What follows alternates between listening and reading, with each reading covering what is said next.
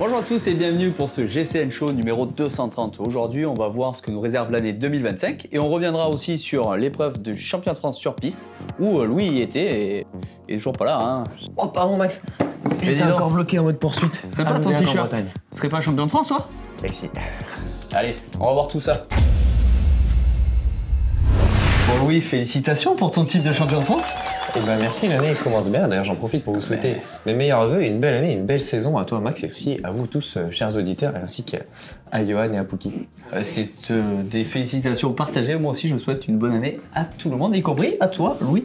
Mais pour commencer ce show, on va parler de ce que nous réserve l'année 2025. C'est une annonce particulièrement excitante. Et après, on reviendra un peu sur le détail de ta course parce que j'aimerais bien en savoir un peu plus. Parce qu'il me semble que tu es passé sur plusieurs podiums.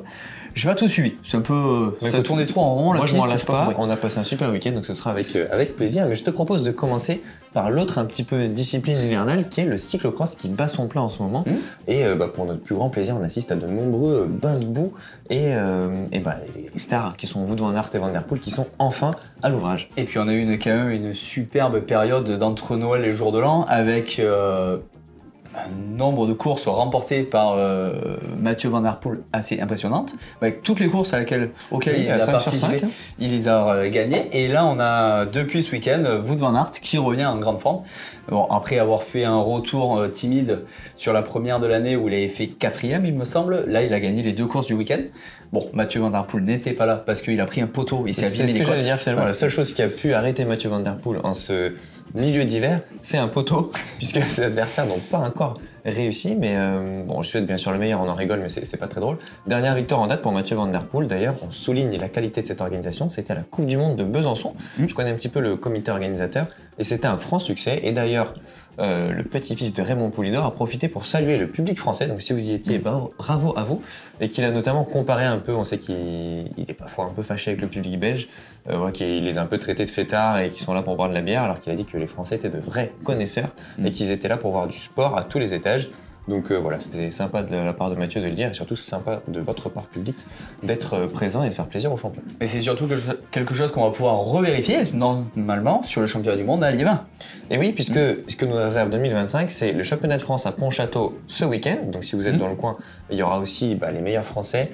Et c'est une manche qui est connue, qui a un cadre assez sympa, donc ça vaut le coup d'y aller. Et il y aura, tu viens de le dire, le championnat du monde à Liévin, où on retrouvera alors pas Wout van Aert, malgré sa forme étincelante, il ne change pas son programme. On retrouvera par contre bien Mathieu Van Der Poel et les autres prétendants au titre mondial. Et en France, pas loin de la Belgique, donc l'ambiance devrait être au rendez-vous. On ne verra pas Tom Pidcock car dans son programme cette année il n'a pas de course de cyclocross. C'est bien dommage. Oui. Du côté des femmes également, on a vu de beaux duels sur ce mois de décembre avec notamment Fem Van Empel et Lucinda Brand qui se tirent la bourre avec un léger avantage pour l'instant à Lucinda Brand. Qui a fait un carton plein tout le week-end sur le Télénat Super Prestige et sur la World Cup où elle a remporté les 2 courses. Et d'ailleurs 2 courses typiques de cyclocross parce que quand on voit la boucle qu'il y avait, on se dit que l'adhérence était peut-être précaire. C'est peut-être à cause de ça que Mathieu Van Der Poel a pris un poteau, car c'est vrai que généralement sur le cyclocross il y a pas mal de boue, mais là ce week-end c'était particulièrement boueux. On a vu Wout van Aert arriver avec la banane et à dire que c'était ça le cyclocross et que c'est pour ça qu'il aimait le faire, parce que c'était s'amuser. On voyait pas son visage, mais on voyait son grand sourire comme un gamin qui est content d'avoir fait un peu des bêtises et de s'être amusé. Et en parallèle de cette fin de saison de cyclocross, la saison route débute dans moins de 10 jours. Avec l'occasion de tous les nouveaux maillots. Et les nouveaux coureurs, des nouvelles équipes, ça y est, tout le monde communique dessus. Il faut s'habituer, ça va être toujours un peu bizarre au début d'année. C'est assez excitant. Moi, dans les choses vraiment que j'ai hâte de voir, notamment, je vais attaquer par une femme, c'est Pauline Ferrand-Prévot avec son maillot de la Visma Lease Bike, que j'ai hâte de voir à l'œuvre sur les courses. Vraiment. Et allez, honneur aux dames, bien sûr que c'est un peu l'interrogation, elle arrive pleine d'ambition, et c'est légitime quand on s'appelle Pauline Ferrand-Prévot et qu'on a ce palmarès, notamment sur le Tour de France évidemment, avec cette question, est-ce qu'on va voir enfin une Française en jaune, alors enfin sur la version ASO du Tour de France, mais voilà, le parcours est beau, il est à partir de Bretagne, donc on sait que la ferveur va être présente, qu'il y a aussi beaucoup de bonnes coureuses cyclistes bretonnes, et notamment Céline Carbol qui a gagné l'étape l'an passé par exemple. Ensuite, tu auras Poitiers, Fief 2, la seule équipe World Tour française. Pour finir dans les Alpes, où forcément, c'est la montagne, et l'an passé, le succès était au rendez-vous. Donc ça promet une très très belle édition. Pauline sera peut-être sur des premières étapes un peu type classique ou en tout cas Oui, c'est là technique, c'est un profil qui peut lui convenir. Donc, sur les courses d'un jour, principalement. Voilà, sur ce genre au de format. début, parce que on rappelle, elle vient du VTT, la transition, bon, elle se fait très bien parce qu'elle faisait déjà de la route avant, mais c'est vrai que on verra si elle est sur le Tour de France avec 9 jours de course cette année. Ouais, on verra comment elle réagit dans les pelotons, parce qu'elle a quitté les pelotons sur route il y a quand même un moment, ça a bien évolué, ça frotte beaucoup plus, c'est beaucoup plus dense. Elle a des qualités, c'est évident, en cyclo-course, en VTT, mais voilà, l'adaptation, bien sûr, ça arrive plutôt en deuxième partie de saison. Donc c'est sûr que ça, on a vraiment hâte de le voir. Donc on a beaucoup parlé du Tour de France Femmes, j'ai parlé de la Bretagne, hâte de voir ce que ça va donner, parce que, à mon avis, ouais, la ferveur va être incroyable, notamment dans le cas d'Oudal. L'arrivée à Plumelec, ça va être quelque chose. Mais bien avant ça, toujours côté du cyclisme féminin, moi j'ai hâte de voir le retour de Milan-San Remo. Parce qu'il y aura le 22 mars, le même jour que les garçons, la réédition du Milan-San Remo Femmes qui a eu lieu déjà de 99 à 2005 et qui cette fois sera réorganisée par RCS. Je sais pas si tu as regardé, moi j'ai pas trouvé trop de détails. C'est le même jour. Alors c'est le même jour et ça m'inquiète un petit peu pour tout te dire. C'est le même jour, ça veut dire que les spectateurs pourront voir les deux courses d'affilée quoi. Genre avec 4 heures d'écart. Et si on y allait quitte à voir, ça fait un déplacement de course, on va proposer ça à la prod. Exactement, on va leur proposer et puis s'ils nous louent une petite Twingo là, on dira. Et une Fiesta, si on est en Italie, on va pas prendre une Twingo, on va prendre une Fiesta ou une Fiat 500 plutôt. C'est ça. Mais j'ai hâte de voir parce que okay. Je sais pas, moi j'ai pas trop trouvé le parcours, donc je suppose qu'il y aura pas 300 km, mais je sais pas si on va garder cette version avec la classique la plus longue de l'année et un final explosif. Si on va garder que le final explosif, que la version longue sans le final explosif, ça m'étonnerait, mais voilà, j'ai hâte de voir la version féminine. Jusque-là, les versions féminines des courses qui existaient déjà chez les hommes nous ont jamais déçus. On a toujours encore plus de suspense jusqu'au bout, et sur une course qui est déjà à suspense, Milan-San Remo, ça peut nous promettre quelque chose de vraiment explosif, donc de très festif. Donc voilà, j'ai hâte de voir ça. Moi, c'est un petit peu le premier gros rendez-vous de la saison du féminin. En espérant que la course soit pas trop courte non plus, parce que c'est ma crainte sur notre fin. S'ils font une course de 90 si km, 100 bornes et que le podio, ça va se finir en sprint et ça sera moins drôle. Ouais, s'ils mettent 200 bornes et l'enchaînement des pogies et qu'en plus c'est une Française qui gagne plutôt. Voilà. Si en plus une Française qui gagne, pourquoi pas. Donc on continue chez les hommes. Alors, dernière interrogation chez les femmes. Le retour d'Anna van der Breggen. Oui, parce que dans la même équipe que Pauline Ferrand-Prévot, du coup. Pas du tout. Ah oui, c'est vrai. Chez la SD Works. Elle sera SD Works, mais c'est pas grave, on révise, c'est le début d'année, il faut qu'on se refasse qui et où. Et c'est un peu les chaises musicales. Et du coup, voir ce que ça donne après 2 ou 3 saisons d'interruption. Et puis, elle arrive au sein de l'équipe qu'elle a dirigée jusque-là. Donc, c'est la même équipe que Lotto Kopecky, par contre. Donc, ça, j'ai hâte de voir comment ça peut se passer. Très sincèrement, j'y crois pas trop que ça se passe bien. Donc, est-ce qu'elle va avoir acquis des connaissances de sa part de directrice sportive en termes de science de la course? Peut-être que ça va être intéressant de ce côté-là. Peut-être qu'on va avoir une fine tacticienne, tu vois. Alors la SD Works faisait pas toujours montre d'une tactique aux petits oignons. Je sais, mais c'est parce qu'ils sont tous forts. Justement, mais en rajoutant, si elle est aussi forte que quand elle est partie, ça va pas forcément arranger les affaires. Je sais pas qui sera au volant du coup de la voiture de la SD Works. Donc moi honnêtement, j'y crois pas.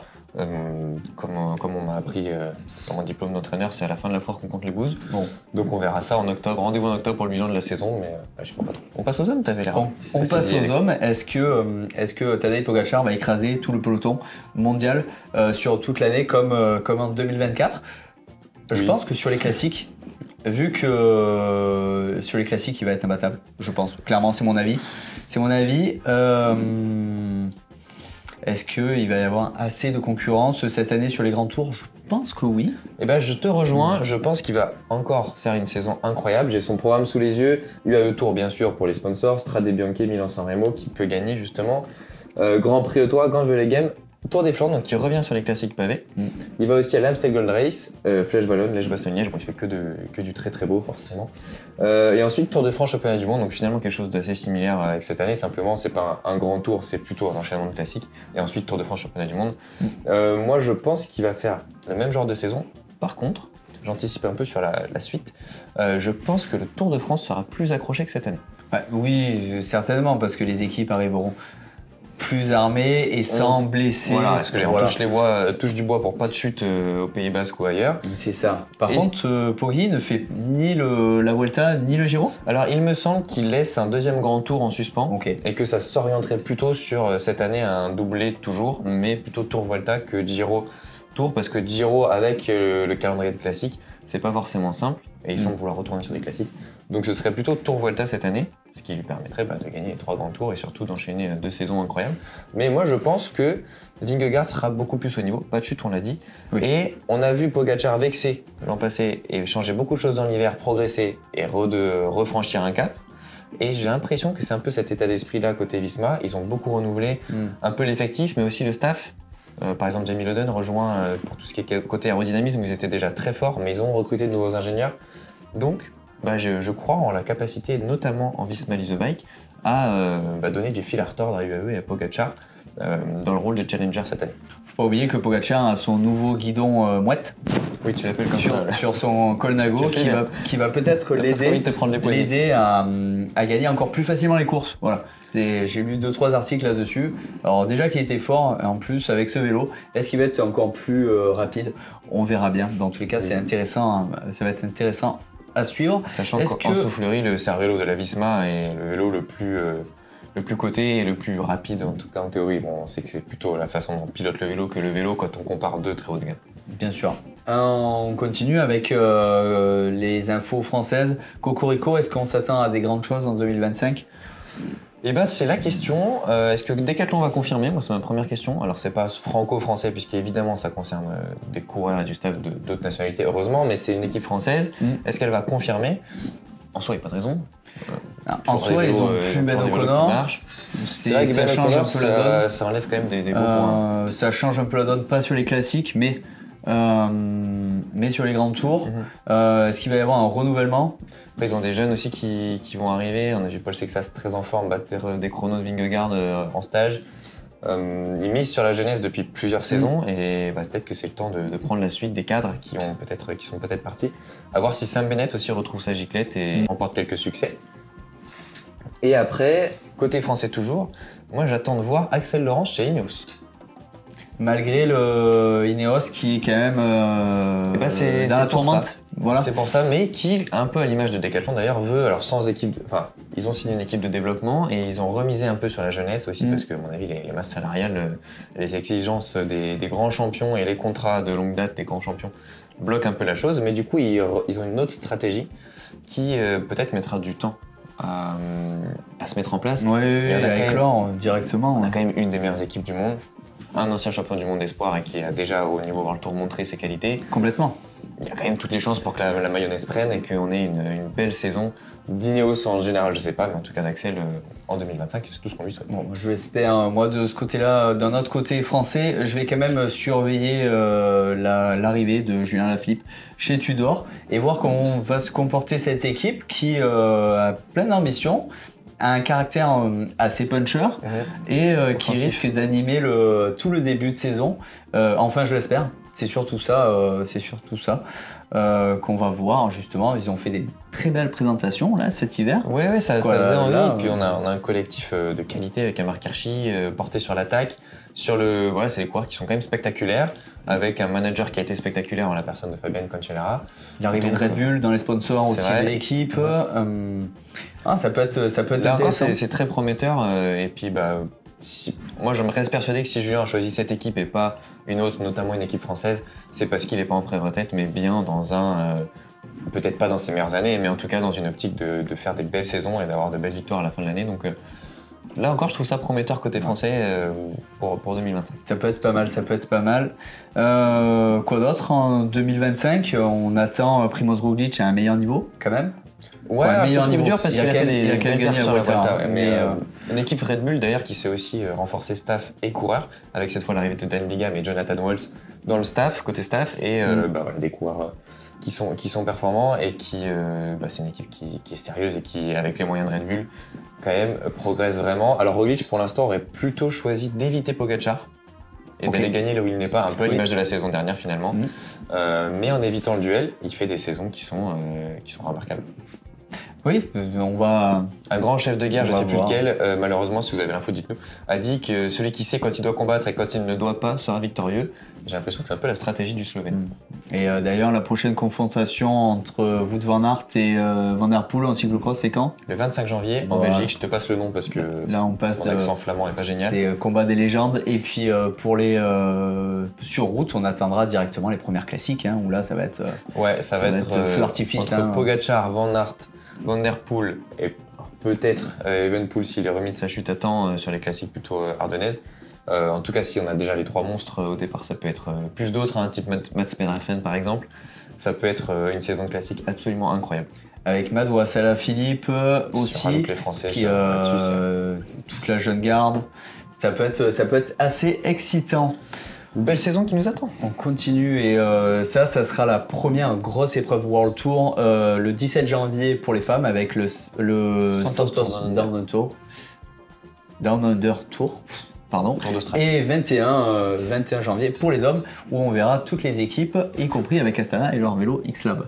Leur Le vélo fameux chinois. vélo chinois que tu nous as présenté. Alors, c'est un abus de marque chinoise parce que les autres sont quand même asiatiques en tout cas. Bon, c'est ça. Mais voilà, à noter, moi je garderai un œil sur la FDJ Suez et sur, bon je suis pas objectif, mais sur Marie Lenette autour de Under parce qu'elle nous a montré une belle forme ce week-end au championnat de France sur piste.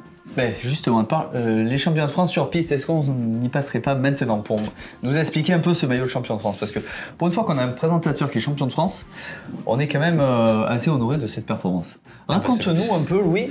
Donc c'était les championnats de France sur piste, élite, c'est Oui, ça? c'est Parce ça. que, il y a plusieurs catégories, mais toi tu es dans la catégorie élite. Alors en fait sur piste, il n'y a pas de niveau professionnel. Ok, voilà. Donc amateur et professionnel se côtoient. D'ailleurs on avait, tu parlais d'honneur et de privilège, on avait le privilège d'avoir le champion olympique Benjamin Thomas et le vice-champion olympique Brian Cocard, rien que ça, de l'équipe Cofidis qui ont fait l'effort d'être présents.